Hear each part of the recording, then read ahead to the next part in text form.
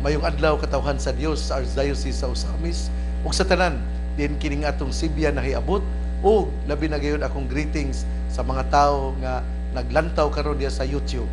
Ako pod nga timbaya sa atong mga tindira ug mga isda, labi na gayon din sa Agora. Akong timbaya ni Christy Arpon o ingon man usab ni Maribik Raagas. Ako pod nga pasalamat ngadto nilang tanan dinha kay si kining di na sila malimot nako ba. Una nga salamat kaayo nya sa atong mga benefactors o mga benefactresses. Salamat kay ninyo. Nya ako pong pasalamat kay gipadad-an jud ko ni Father Lani Sereno ug usa ka dako nga kining lobster. Oy Father Lani, salamat kayo ha. Nya ingon man usab ni Father Edgar Ponce ang kura paroko dina sa Balyangaw nga gipadad-an pug niyang buwan kanang bulad bitaw nga wan ingo man siya unsay gusto nimo bisap, danggit or kining anduhaw. Kung anduhaw na lang nga gagmay perting lami agyon mo na nga Father Edgardo Ponce dili parat tamis-tamison dili makadiabetes noon, pero salamat kayo sa inyong pagkamanggihatagon. Unya ako pong pasalamat gyud ha kining pirmi gyud nako nga ako gining special mention pod si Father John Lee Sarinas, Father Cody, kanang siya mo gud ang akong MC. Unya wag gyud nako ni siya ma special mention. Muna nga ining adlaw Miyerkules September 30 akong timbaya sa tanan nga mga tao nga mitabang kanako kay kung wala sila dili pud ko makapadayon sa pagpang-alagad. Muna nga ako pod nga kining timbaya usab sa atong mga mananagat, mga mag-uuma, sa atong mga tindera og isda og mga karne dinha sa kining kanang mga kanon diya sa Agora. Ingon man usab ni Maluth usab. Ako pong timbaya ni Maluth. Unya og sa mga kining tindera kandira dinha sa kining Kuta Shrine. Sa ako nagikaingon ang ato karon nga nobina sa pangilin sa mga payag sa Kuta Shrine pagsugod karong Oktubre 1 nga panguluhan ni Father ugma na Huwebes ni Father Juniper Ondo Roma ang misa nobina alas 5, magnobina alas 4 nya magmisa sa alas 5. Ikaduha nga nobina Oktubre 2 mao magpanguluhan ni Father Fernando Diding Aguilar Jr. Unya sa Pizza 3 Sabado ang misa nobina magnobina alas 4 unya magmisa sa alas 5. Ang mangulo sa maong misa mao si Father Saki Montipalcon. Sa Domingo Pizza 4 ang nobina alas 2 sa hapon o alas 2:30 ba unya ang misa alas 3:45 sanglit mao man pud na ang anibersaryo sa pagtudlo kanako sa pagka-arsobispo dinhi sa Osamis. Ako ang mangulo sa misa dinha sa Kuta Shrine pahinungod sa misa nobina usab sa kining although Sunday man dili gyud unta kana pwede nga magnobina, pero kanang tagaan lang nato og higayon ang mga devotos. Pero ang atong misa gayud sa Domingo, pero i-appeal nato din na ang misa nobina nga gamiton buhaton sa alas 3:45. Ang ato karon nga ebanghelyo naning adlaw Miyerkules September 30, 2020 atong kutloon sa ebanghelyo sumala ni San Lucas. Samtang naglakaw sila, may usa ka tawo nga miingon kang Hesus, "Musunod ako kanimo bisan asa ka muadto." Si Hesus miingon kaniya, "Ang mga milo may taguanan ug ang mga langgam may mga salag, apan walay kahigdaan ug kapahulayan ang anak sa tawo." Ug miingon siya sa laing tawo, "Sunod kanako." Apan miingon ang tawo, "Sir, muuli una ako aron paglubong sa akong amahan." Si Jesus mitubag, "Pasagdi ang mga patay nga maglubong silang mga minatay. Apan ikaw, lakaw ug iwali ang gingarian sa Dios." May laing tawo usab miingon, "Musunod ako kanimo, sir, apan tuguti una ako pagpauli aron pagpanamilit sa akong banay." Si Jesus miingon kaniya, "Kinsa gani katong musugod pagdaro ug unya magpunay lingi dili angay sa gingharian sa Dios. Ebanghelyo sa atong Ginoo, daygon ikaw o Kristo. Mga igsoon pagkaanindot sa atong ebanghelyo karon. Unya atong hinumduman ha, that the theme of our gospel today, September 30, is about discipleship. Pero ato gyud hinumduman nga kining September 30 piyesta kini ni San Jeronimo. Unya kini si San Jeronimo mao kini ang translator sa Biblia.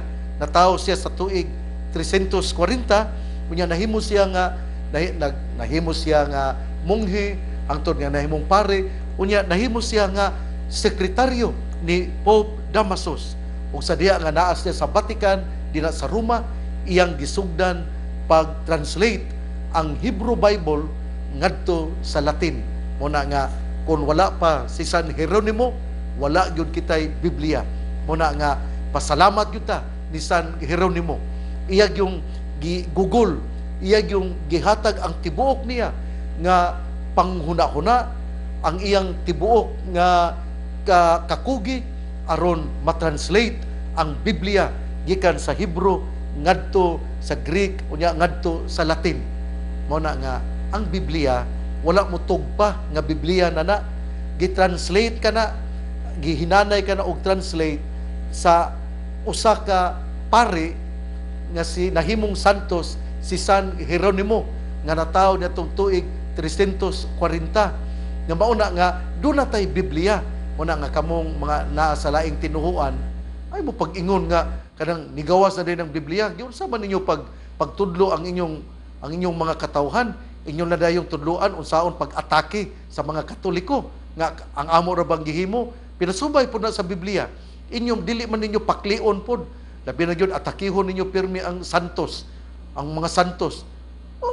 Unsa man ang santos nga ang mga santos mao man na ang mga amigo sa Ginoo nga nagpuyo sa grasya sa Dios. Nga ang santos dili day ninyo kuanon nga si Santiago ningon man nga ang mga pangamuyo sa mga santos, ang mga pangamuyo sa mga tao nga duol sa Ginoo dunggon gyud. Naa man na isulat man ni si Santiago, St. James sa in English pa. Muna nga kining kun wala pa si San Jeronimo nga atong gisaulog ang piyesta karon, wala tay Biblia. Munang pasalamat gyud ta ni San Jeronimo. Piyesta karon ni San Jeronimo nga atong gisaulog tungod kay ang iyang kinabuhi, ang iyang energy, iyag yung gigahin maron matranslate ang Biblia. Saint Jerome, the feast day today, September 30. Ug atong ebanghelyo, akong usbon nga ang tema sa atong ebanghelyo mao gyud ang discipleship. Nya ang atong Ginoo, nindot kay natong Ginoo, ang Ginoo nato naglakaw. Unya samtang naglakaw siya, may usa ka tawo nga mingon sa atong Ginoo, musunod ako kanimo.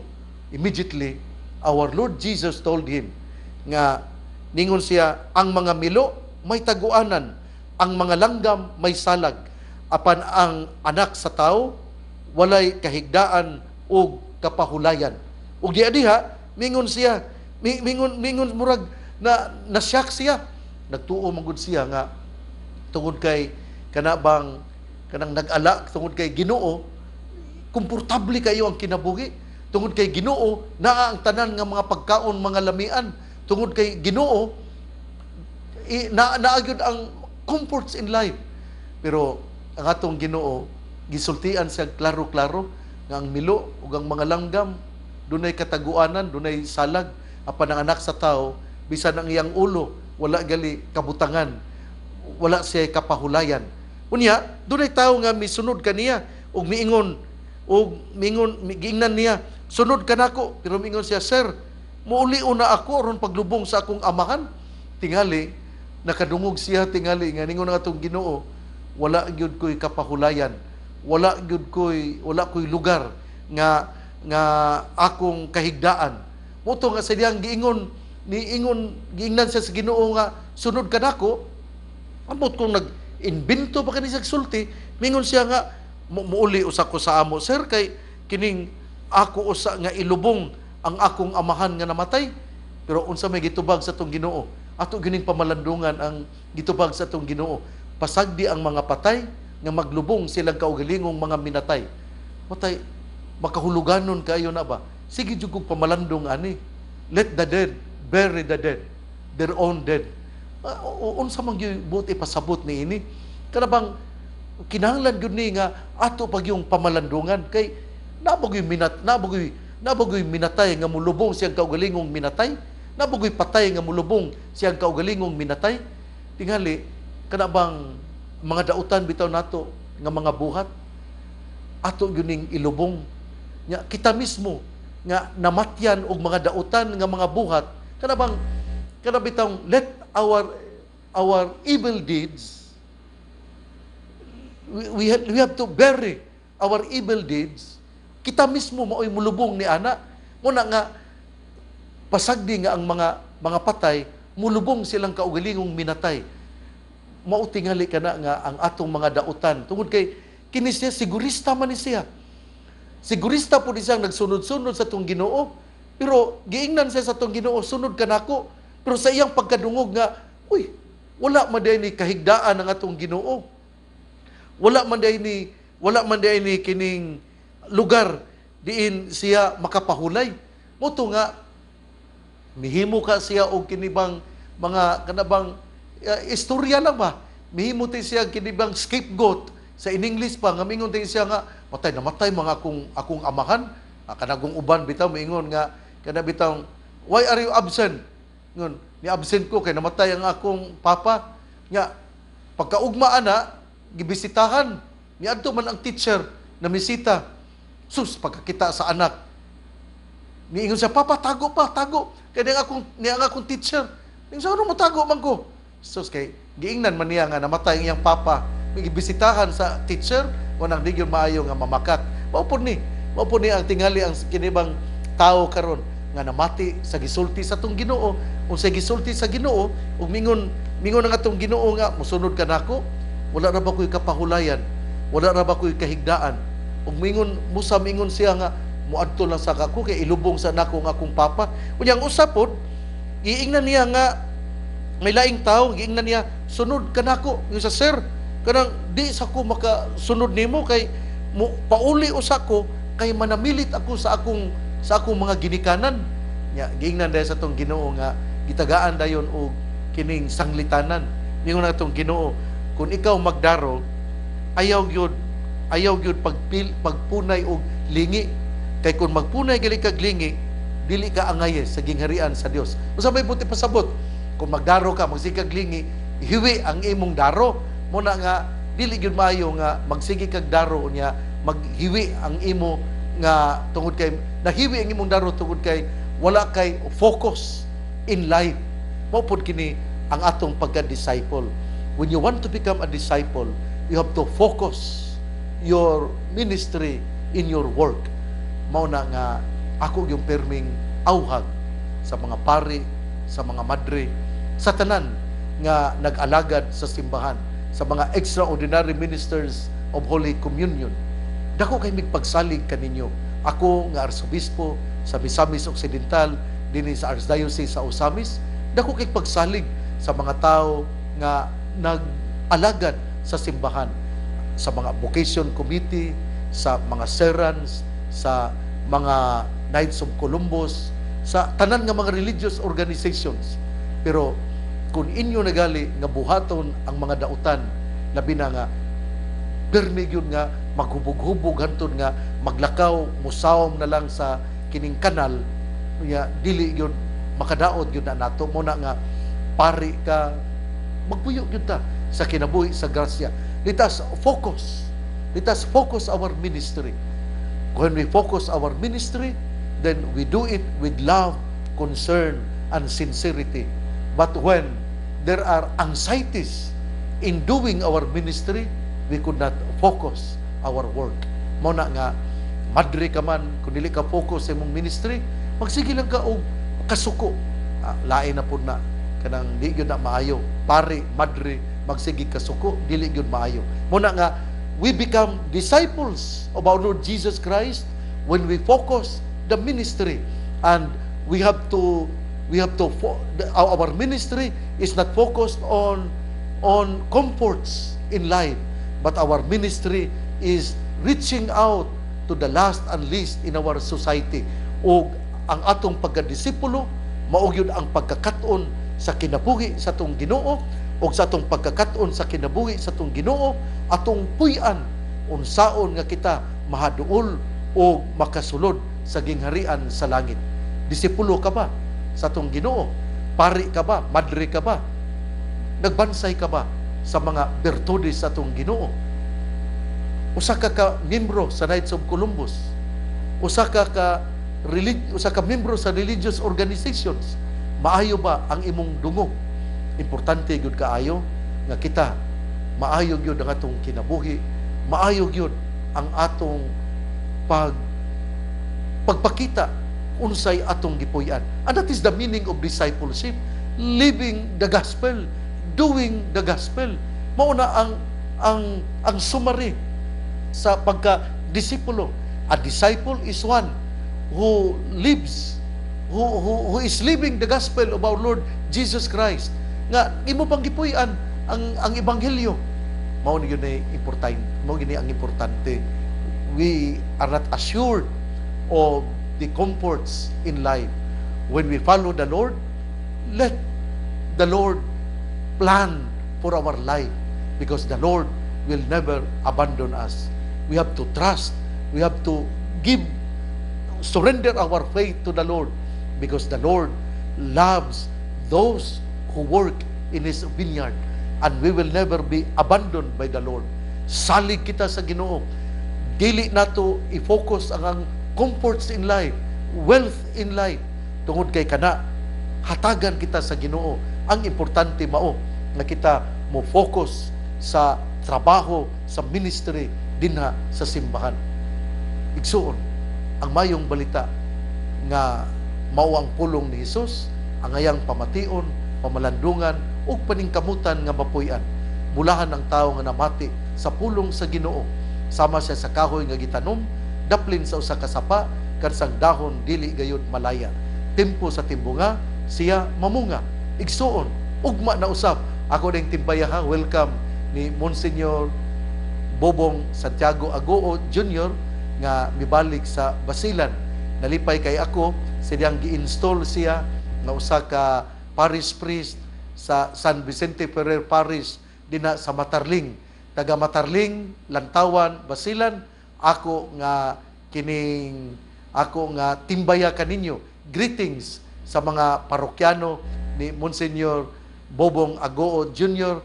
dinha sa Matarling, Lantawan, Basilan. Nga ako pong greetings ni Salome Carpio nga taga Tayran, o ingo manusab ni Sir Khalil dinha ang kapitan barangay, kapitan o manager dinha sa Tayran, Lantawan, Basilan Province.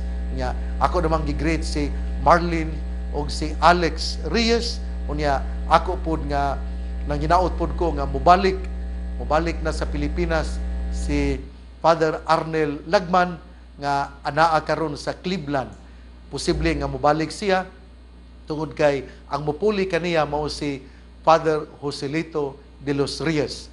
Sa taga Basilan, saludo ako sa inyo. Hinautunta nga kining nindot na ang inyong baselko dinha, ang inyong kining suga. I hope nga doon na nay permi yun nga kanang electricity dinha sa Basilan. Ugma Huwebes, Oktubre 1, mao ang sugod sa Nobina Misa dinha sa Kuta Shrine.